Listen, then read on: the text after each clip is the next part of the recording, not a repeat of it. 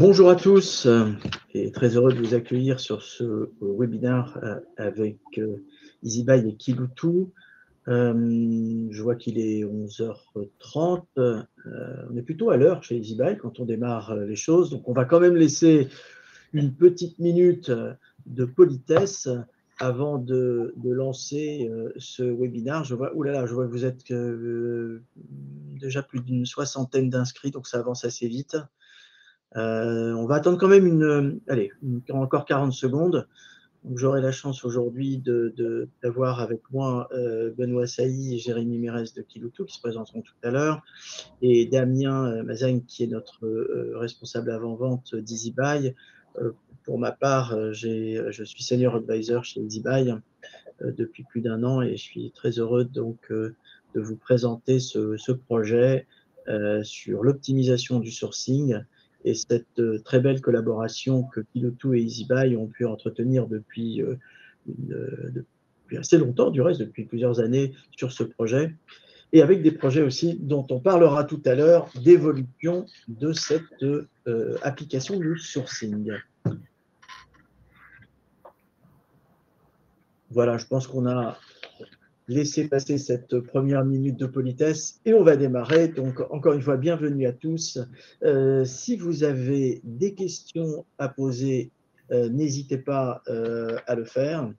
Vous avez la rubrique questions à droite sur votre écran. Anouar, qui est à côté de moi, prendra les questions au fur et à mesure et nous les proposerons bien évidemment à Benoît et à Jérémy dans le déroulé de ce webinaire. Donc, le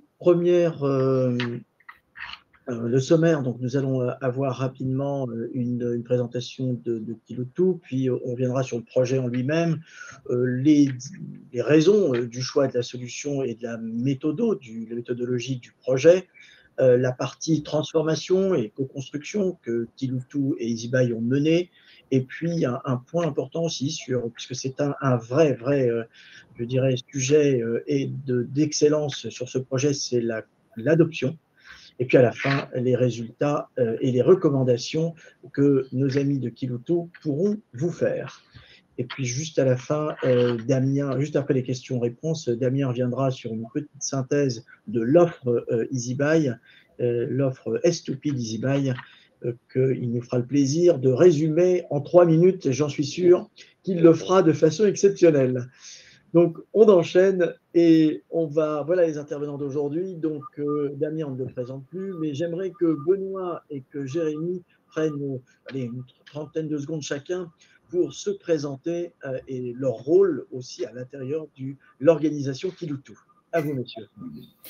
Bonjour à tous. Donc, moi, c'est Benoît Sailly. Je suis chef de projet Fleet chez Kiloutou. Et dans ce projet, j'ai accompagné Jérémy Mérès qui va se présenter juste après, en qualité purement projet fonctionnel, tandis que j'ai habilité sur la partie métier. Et je vais laisser du coup Jérémy se présenter tout de suite.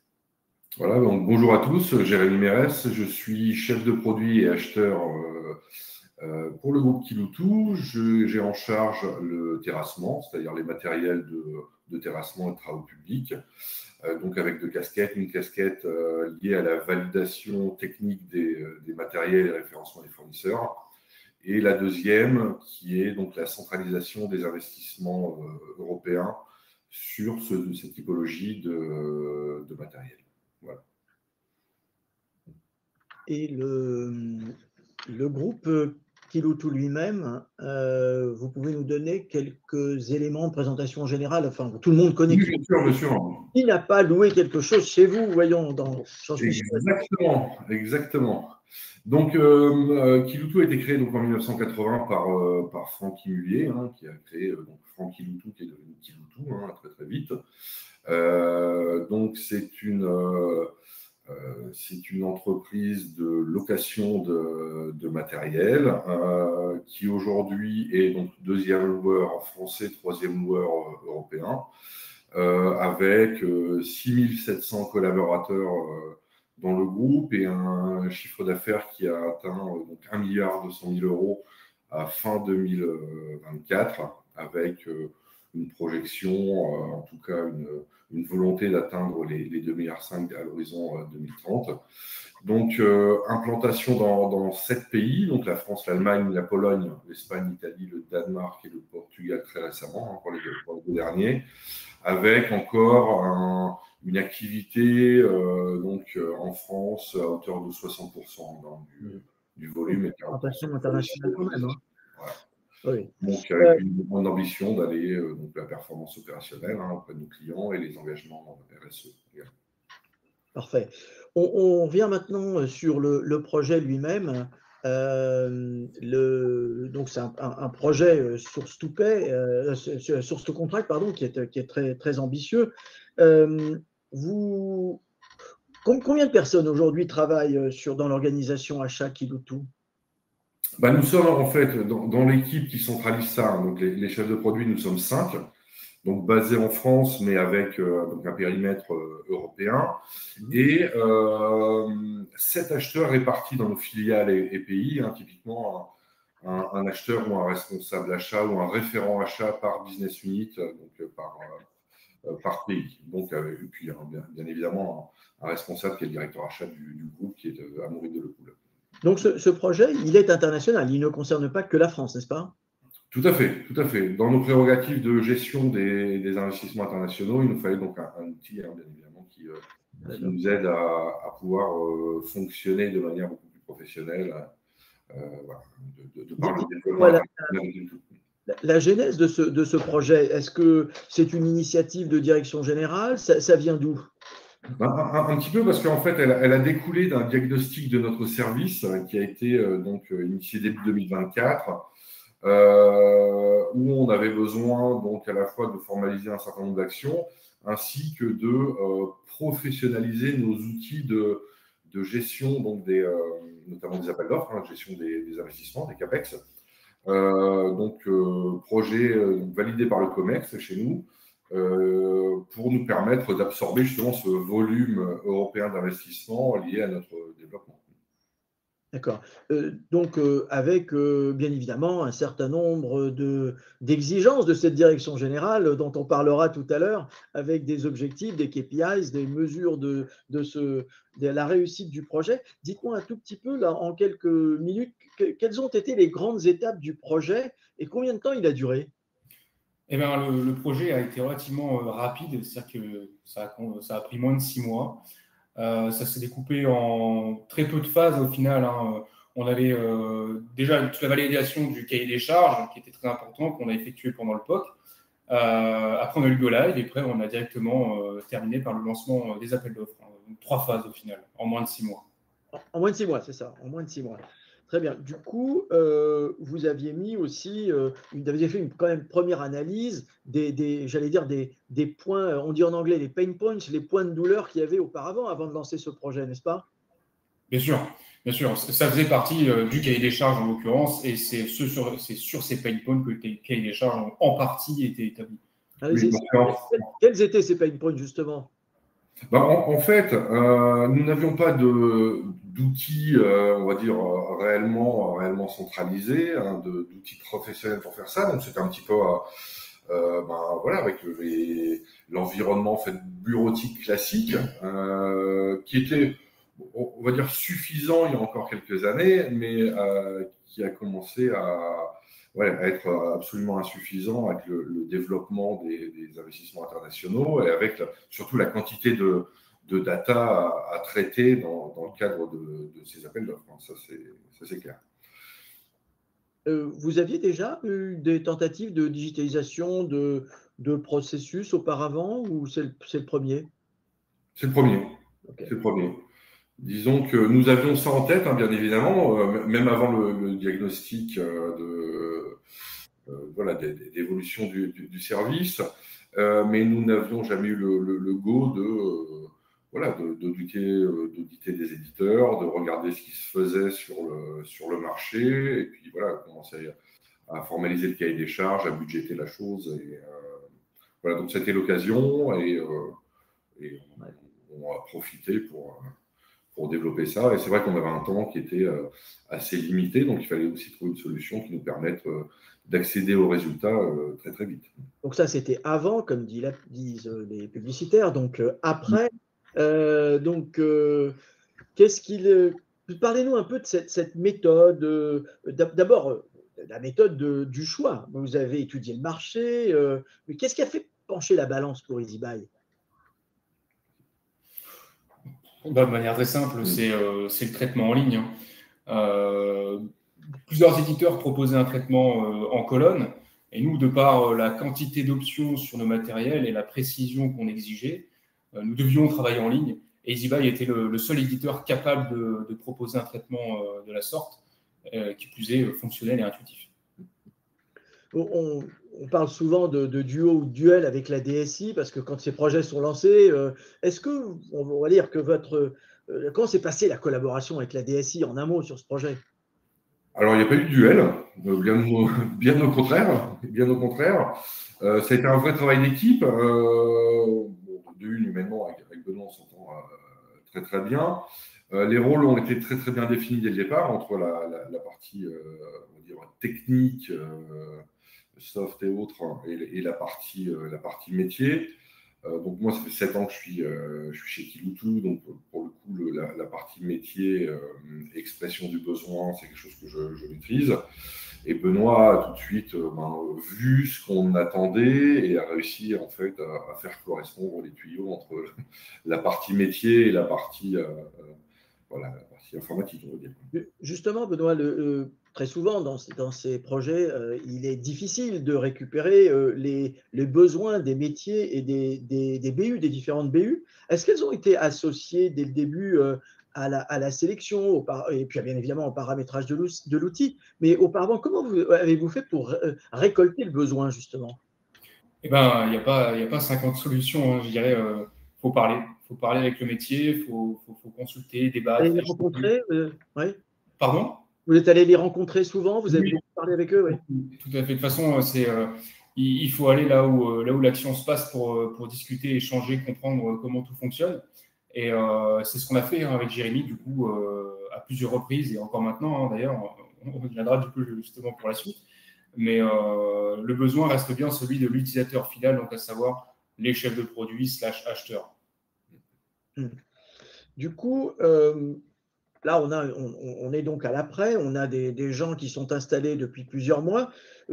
Si on parlait un petit peu des bénéfices constatés et puis aussi des résultats que vous avez pu déjà engranger sur ce projet.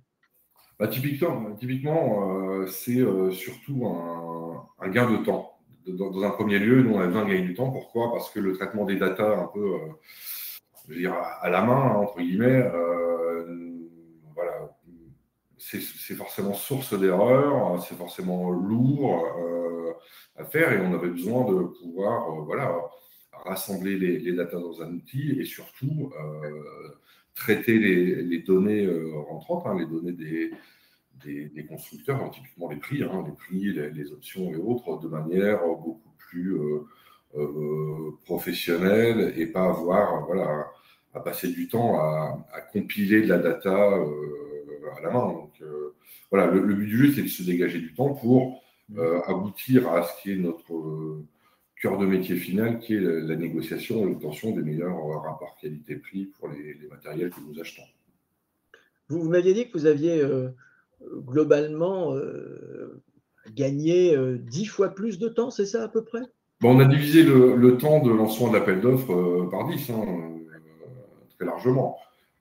Parce que entre la consolidation de l'expression des besoins des business units, la constitution des dossiers d'appel d'offres par fournisseur, le fait qu'il n'y ait pas de référentiel européen d'options, sachant que chaque pays dans lequel est représenté Kiloutou a des besoins très précis pour son marché. Donc avec la multitude de configurations, de cahiers des charges et autres, on a du mal à s'en sortir. Donc on a divisé par 10 le temps de lancement de l'appel d'offres. Ça, c'est indéniable. Du coup, je suppose que quand on retourne voir sa direction générale avec un projet comme celui-ci et des résultats comme celui-là, de cela, je pense qu'on est dans une position qui devrait normalement être en ligne avec les objectifs initiaux, n'est-ce pas? Tout à fait. On avait des objectifs, on va dire, d'économie assez importants. Le fait d'avoir pu dégager du temps pour négocier, pour affiner certaines choses, pour mettre le nez dans des détails que nous n'avions pas le temps d'aborder forcément de manière pleine et entière auparavant, nous a permis de générer du gain, bien évidemment. Et l'ensemble des KPIs que vous aviez, à part donc vous avez de la productivité, de la performance, vous en avez d'autres, le gain de temps, bien évidemment? Il y a eu le déploiement, il y en a, mais non mesurables, hein. Par exemple, la robustesse, la fiabilité de la donnée, la qualité de la donnée, on limite le risque d'erreur, tout ça, c'est intangible. Donc, ça reste des indicateurs, c'est une volonté de perfectionner ces éléments-là, mais on ne peut pas les quantifier. Oui, on a aussi bien évidemment le volume de dépenses qui passe à travers la plateforme. C'est aussi un des éléments qui est mesurable de façon assez quantitative et rapidement, n'est-ce pas? Oui. Oui, tout à fait, et qui sera encore plus visible à partir de l'année prochaine, hein, pour le deuxième batch d'onboarding de familles d'achat. On va passer typiquement de 11 familles à 35 familles, qui va représenter une grosse partie de nos investissements. Et puis, ce projet, on l'a dit au tout début de la présentation, c'est une co-construction et bien sûr avec vos utilisateurs, puisque vous en avez beaucoup parlé, mais aussi avec EasyBuy. Alors, comment est-ce que vous avez mis en place ce process et avec EasyBuy et ensuite aussi pour accompagner ce changement? Alors, déjà, nous concernant, donc, dans la partie programme, on va dire chez Kiloutou, principalement de la matière grise. C'est très, très bête à dire, mais en réalité, c'est beaucoup de bon sens. Donc, en fait, on a une idée, on a un projet, on a des objectifs clairs et un besoin. Donc, on teste en fait au travers d'un POC, dans un premier temps. Une fois que le besoin est validé, on peut aller à l'étape d'après et on passe du coup en mode projet. Du coup, après, on passe sur une boucle itérative avec des interactions client-éditeur, comme on l'a fait avec vous, du coup, pour garder une bonne dynamique. Parce qu'il n'y a pas de secret, sinon après, on définit un besoin initial, on se retrouve 6 mois après et on se rend compte qu'en fait, la solution proposée est bien loin finalement de nos attendus initiaux parce que ça n'a pas été assez clair ou suffisamment bien défini. Donc, ouais, c'est ce qu'on a utilisé et ça a apporté ses fruits. Et dans un second temps, côté mise en place, beaucoup d'échanges du coup, de manière indirecte. Si on a une boucle itérative dynamique, il faut beaucoup communiquer, c'est chose faite avec vous. Et le chargé de déploiement que EasyBuy nous a mis à disposition a beaucoup joué dans la compréhension et dans la mise en place de tout ça, pour comprendre l'environnement Kiloutou, l'environnement EasyBuy et faire matcher les deux entreprises et la solution technique d'un côté et le besoin de l'autre. Alors justement, ce qui est bien, c'est que je lis les questions en ligne et j'avais la même question à poser juste après. Donc, je vois que quelqu'un vous pose cette question. Comment les équipes ont réussi à prendre en main l'outil? Est-ce que c'était facile? Et du coup, est-ce qu'on a une adoption bien évidemment rapide? Oui, ça a été facile parce que donc on a onboardé donc mes 4 collègues, nous sommes 5 chefs de produit, donc assez facilement et surtout dès le départ. C'est-à-dire qu'avec Benoît, on leur a montré les états d'avancement, on les a mis dans la boucle de l'expression du besoin, on leur a demandé de prendre du recul et d'être critiques sur ce qu'on avait commencé à construire. Et à partir du moment où on a lancé le POC, dans lequel on les a intégrés, en fait, on a eu l'adhésion déjà instantanée de nos collègues parce que ce qui mettait des heures à faire a été fait en quelques minutes au niveau du lancement des appels d'offres de POC. Au niveau analyse, suite au retour des fournisseurs. Et on a eu également une adhésion forte de nos fournisseurs pour qui ça fait gagner énormément de temps. Ils font une extraction Excel, ils remplissent, ils rechargent et ils appuient sur le bouton. Donc, pour eux, ça a été un gain de temps assez important, en plus avec une base de data qu'ils vont pouvoir garder pour les appels d'offres des années suivantes. Donc, très, très grosse adhésion des constructeurs en face de nous. Et donc, au final, tout le monde a vraiment jouer le jeu parce que vraiment enchanté par la solution et par le gain de temps que ça a apporté, quoi. Et la fiabilité des données, bien évidemment. Il est évident que lorsqu'on a des résultats rapides, visibles, tangibles, les utilisateurs, et surtout quand on vient solutionner un problème, et là je vois que j'ai une autre question qui est arrivée, on va la poser en même temps. Est-ce qu'il y a-t-il eu un déclencheur? Pourquoi avoir lancé ce projet précisément à ce moment-là? Puisqu'on parle des utilisateurs, peut-être que ça venait d'eux, non? Alors, non, je pense que tout le monde dans la boucle l'avait espéré à un moment ou à un autre. Et nous, on a profité du top de notre COMEX pour s'atteler à la tâche. Et puis, donc voilà, avec l'audition des différents éditeurs et puis avec le lancement du projet. Donc, c'était le bon timing pour tout le monde. Donc, on a eu le top, oui, début 2024 et on s'est mis dedans. Et voilà, moi j'avais déjà demandé il y a quelques années s'il y avait un projet de ce type d'être mis dans la boucle et d'être référent métier, ce qui a été, donc ça a été facile à trouver. Et Benoît a été mis directement sur le sujet. Et donc voilà, on a démarré tout de suite. Et surtout, moins de 6 mois en partant vraiment de zéro. On a eu le go et on a commencé à travailler sur ce moment-là. C'est pas 6 mois à partir du moment où on a embarqué EasyBuy. Très bien. On arrive presque au bout de notre présentation, ce webinaire aujourd'hui. Je voudrais que, disons, sur quelques minutes, sur une dernière partie, vous nous donniez le retour d'expérience et, allez, on va dire, une ou deux recommandations. Est-ce que vous referiez le projet de la même façon déjà? Oui, à 100% et sans hésiter. Parce que dans un laps de temps, comme on vient de le dire, aussi court, c'était, je ne vais pas dire inespéré, parce qu'on y croyait, mais c'était pas évident, quoi. C'était pas évident. Et on a réussi à onboarder en fait tous les intervenants, internes et externes, donc avec une compréhension très très rapide de l'intérêt que ça a apporté. Donc voilà, les démos qu'on a effectuées, parce qu'avec Benoît, on est rodé à l'exercice, vu qu'on a fait des démos dans tout un tas de grosses réunions internes et internationales, qui a été considérée comme une success story déjà de collaboration entre la DOSI et les référents métiers. Donc ça a été mis en lumière en interne. Et voilà, donc n'hésitez pas à vous lancer dans le projet. Alors bien évidemment, il faut des personnes qui s'entendent, qui soient motivées, force de proposition, et qui n'aient pas peur de repousser les limites. Après, côté conseil, il faut bien établir le besoin initial. Ça c'est clair. C'est toujours pareil.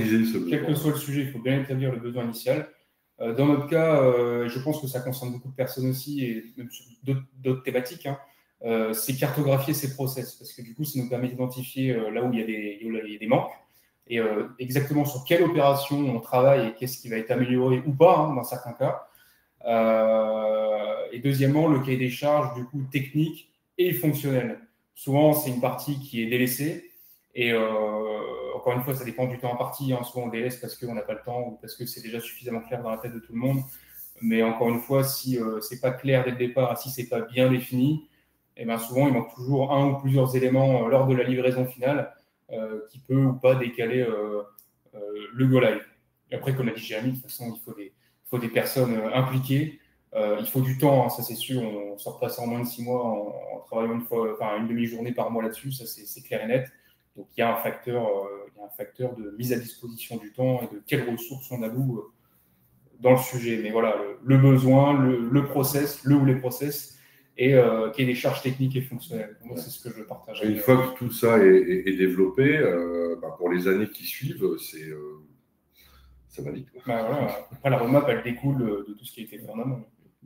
Je vois deux personnes s'accumulent, les questions s'accumulent, mais je vais essayer assez rapidement de vous en donner une ou deux. Est-ce que vos fournisseurs ont d'emblée accès à EasyBuy pour traiter les appels d'offres? À partir du moment où ils sont référencés et on décide de les faire participer à l'appel d'offres, oui. Dans EasyBuy, nous avons donc constitué une liste de fournisseurs. Nous avons mis les contacts primaires et secondaires adéquats. Et voilà, après, En fait, la plateforme, elle est faite pour ça. Hein. Ouais. Et les fournisseurs, s'ils sont un ou plusieurs, parce que des fois, forcément, selon ce qu'on commande ou pas, ils sont plusieurs à répondre. Mais pour une entité donnée, le fournisseur, l'entité a un accès à une plateforme avec tous les appels d'offres sur lesquels ils sont consultés. Et ils peuvent être plusieurs à se connecter suivant leur profil. Et puis après, ils vont bider, mais ils vont mettre leur profil sur les appels d'offres, tout simplement. Et puis, ils ont accès à un tuto qui fait aussi qu'ils ne nous appellent pas pour un oui, pour un non, quand ils ont une question technique sur l'outil. Très sincèrement, nous avons eu très peu d'appels, même dans le cadre du POC. Au final, très peu de ça. Ouais.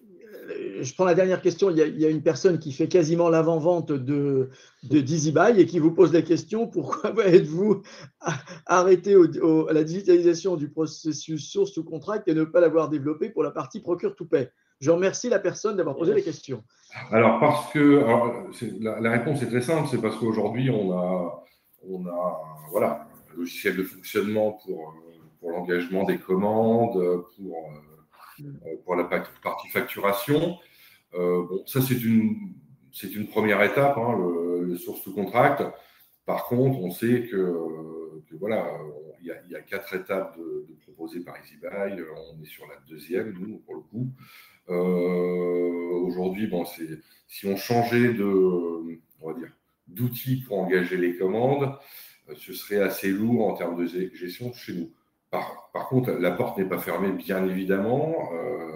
C'est un sujet qui a été identifié par notre direction de la transformation et qui, ça prendra le temps que ça prend, mais on ne désespère pas de pouvoir venir imbriquer les modules complémentaires à l'avenir. Puis même, tout simplement, une chose à la fois, il y a aussi tout un processus de conduite du changement qui n'est pas à négliger. C'est très important. Et on ne peut pas sauter les étapes ou tout faire d'un coup. Il faut quand même échelonner un petit peu tous ces travaux et toujours bien se reposer les bonnes questions au bon moment. Donc, mais en tout cas, cette brique de gestion des appels d'offres était la brique prioritaire et la plus importante aujourd'hui dans notre process actuel. Absolument. Comme on a parlé produit, ça me permet de tendre la perche immédiatement à Damien qui a ses 3 minutes pour nous représenter l'offre. Je te laisse la parole. Merci Gérard. Oui, la transition est toute faite, en effet. Bon, pas de démo produit aujourd'hui. Hein. Habituellement, sur les webinaires, je suis plutôt là pour vous montrer la solution, mais ce n'est pas le cas aujourd'hui. On va simplement en reparler pour celles ou ceux qui découvrent EasyBuy de qui nous sommes et de ce qu'on propose en termes de couverture fonctionnelle. Vous l'avez compris, on a beaucoup parlé de S2C aujourd'hui, mais notre expertise, effectivement, elle est sur les achats. Donc, avec une solution qui a été conçue et qui est développée par des acheteurs pour des acheteurs, plutôt sur des cibles ETI aujourd'hui. Donc, on a environ 50 collaborateurs dans la société aujourd'hui, répartis sur le territoire français, avec plus de 100 clients qui utilisent nos solutions au quotidien et avec un fort développement et un NPS, donc un taux de satisfaction client qui est toujours très haut de par la facilité justement d'adoption de la solution. Donc voilà un petit peu sur qui nous sommes, notre mini carte d'identité. Et d'un point de vue fonctionnel, donc vous l'avez compris, on s'est focalisé aujourd'hui sur le module qui se trouve ici en second, la partie source to contract, que vous avez largement décrite Benoît et Jérémy. La solution EasyBuy ne se résume pas à ce module-là. Et effectivement, notre volonté, c'est de pouvoir maîtriser l'ensemble de la chaîne achat, depuis la gestion de vos fournisseurs, donc avec le module SRM, qui va permettre d'avoir un référentiel fournisseur augmenté avec du scoring, avec de l'évaluation, avec de la qualification. Le but est vraiment de pouvoir rentrer et de mettre en place une relation de confiance avec votre réseau de fournisseurs. On va bien évidemment donc toucher à la partie source to contract avec les appels d'offres et la Contratech intégrée, qui va permettre de piloter justement tout cet amont, toute la partie achat à proprement parler. Et ensuite, les modules P2R et I2P. Donc, le P2R, c'est le module transactionnel utilisé par l'ensemble des collaborateurs au quotidien via un flux de demande d'achat avec des workflows d'approbation, avec la gestion des commandes, bien évidemment, des relances, avec la partie réception qui est souvent, qui est souvent délaissée, mais qui a une vraie valeur ajoutée dans le processus d'achat pour notamment faire du rapprochement derrière. Donc tout ça agrémenté avec des catalogues internes, des catalogues punch-out, du scan de vide, donc pas mal d'innovations produits aussi sur cette fonctionnalité-là. Et en dernier lieu, la partie I2P, donc Invoice to Pay, qui permet de boucler la boucle, sur lequel on peut s'appuyer soit sur des partenaires, soit avec des solutions existantes. Le but étant là de pouvoir justement faire le rapprochement de 3 voies, l'émission d'un bon à payer, et tout ça en accord avec la loi finance qui est en cours. Donc voilà un petit peu le spectre, effectivement, le spectre EasyBuy tel qu'il est proposé aujourd'hui, avec l'ambition effectivement de vous faire gagner du temps et de l'argent au quotidien. Pour terminer cette slide de référence, aujourd'hui, pas mal d'acteurs nous font confiance sur cette digitalisation justement des achats. Initialement plutôt orienté sur le secteur du BTP, mais avec une forte ouverture ces dernières années dans d'autres secteurs d'activité, tels que l'hôtellerie, l'industrie, la logistique, du retail. Donc vous retrouvez quelques enseignes ici, dont certaines que vous connaissez certainement. Donc voilà, le mot de la fin, entre guillemets, c'est simplement de se lancer, de le faire comme l'ont précisé Benoît et Jérémy. Il faut identifier un besoin. On a une réponse à vous apporter sur ces sujets de digitalisation des achats. Et tout ça peut se faire de manière débrayable, entre guillemets, c'est-à-dire chacun des modules peut vivre indépendamment les uns des autres. Donc on peut très bien travailler par itération, comme on vous l'a présenté aujourd'hui. Eh bien, je vais tous vous remercier. D'abord, Benoît et Jérémy, d'avoir eu la gentillesse de participer à ce webinaire. J'ai encore d'autres questions que je vous enverrai. On va répondre à toutes ces personnes par la suite individuellement. En tout cas, merci beaucoup. Je précise que ce webinaire sera disponible aussi en replay, qui sera aussi distribué sur LinkedIn, posté sur LinkedIn. Encore une fois, merci beaucoup et à très bientôt avec EasyBuy et Kilotou.